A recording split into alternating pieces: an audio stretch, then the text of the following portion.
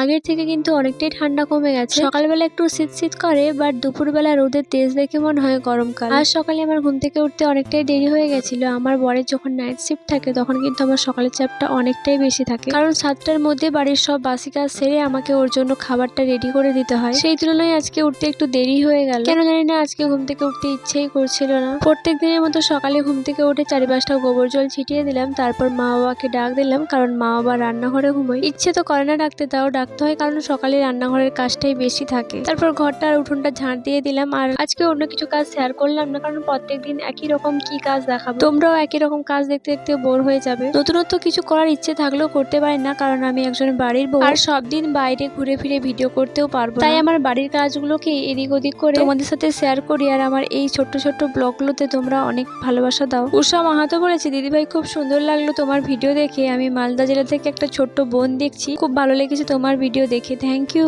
সুভদ্রা অধিকারী বলেছে, খুব সুন্দর, আমি আগরতলা থেকে দেখছি, থ্যাংক ইউ। সিমরন মন্ডল বলেছে, খুব ভালো লাগলো দিদিভাই, অনেক শুভেচ্ছা ও ভালোবাসা রইলো, থ্যাংক ইউ। অনেকেই হয়তো ভাবে খাচ্ছে, রান্না করছে, ঝাড় দিচ্ছে, সবজি কাটছে, এগুলোই তো দেখাচ্ছে, এগুলো করতে আবার কিসের কষ্ট। ক্যামেরা অন করলাম, করে দিলাম, এমনটা কিন্তু নয়। যারা এই ধরনের ব্লগ করে তারাই জানে এগুলোর পেছনে কতটা খাটনি আছে। ক্যামেরা নিয়ে এদিক ওদিক ছুটে ছুটে কাজ করা, বিভিন্ন অ্যাঙ্গেল থেকে ভিডিও ক্লিপ নেওয়া, ভিডিও ক্লিপ নিতে গিয়ে তরকারি পুড়ে যাওয়া, এরকম কিন্তু অনেক সমস্যার সম্মুখীন হতে হয়। তারপরে গিয়ে 50 মিনিটের ভিডিওকে 3 মিনিটে নিয়ে এসে সেটাতে ভয়েস ওভার দেওয়া, এটা কিন্তু মোটেও সহজ কাজ নয়। যারা করে তারাই জানে পেছনে কতটা খাটতে হয়। তাই বলে আমি এমন বলছি না যারা বাইরে বেরিয়ে ভিডিও করছে, ব্লগিং করছে, তাদের কষ্ট হয় না। সব কাজেই কষ্ট আছে, সবাইকে কষ্ট করতে হয়। আমি শুধু আমাদের মতো হাউস ওয়াইফ যারা বাড়ির কাজ বাজ নিজেদের লাইফস্টাইল শেয়ার করে, তাদেরও কিন্তু ভিডিও করতে অনেকটাই কষ্ট হয়। বরের জন্য অপেক্ষা করতে করতে কিন্তু আমি ভাত বসিয়ে দিলাম। এবার কিন্তু আমিও খেয়ে নেব, কারণ আর অপেক্ষা করতে পারছি না। ও ঢুকবে বাবার বাড়িতে, ও নিশ্চয়ই খেয়েই আসবে, তাই শুধু শুধু অপেক্ষা করে লাভ নেই। সকালে সবাই হালকা ফুলকা খাবার খায়, কিন্তু আমাদের এখানে হালকা ফুলকা খাবার বলতে মুড়ি। বিশাল কিছু ভালো মন্দ খাওয়ার মতো কিন্তু আমাদের সামর্থ্যও নেই। মুড়ির থেকে আমাকে পান্তাটা বেটার লাগে। পান্তা খেলে পেটটাও ভার থাকে আর কাজেও এনার্জি আসে। আমি কিন্তু তোমাদেরকে এক্সট্রা কিছু দেখাই না, আমি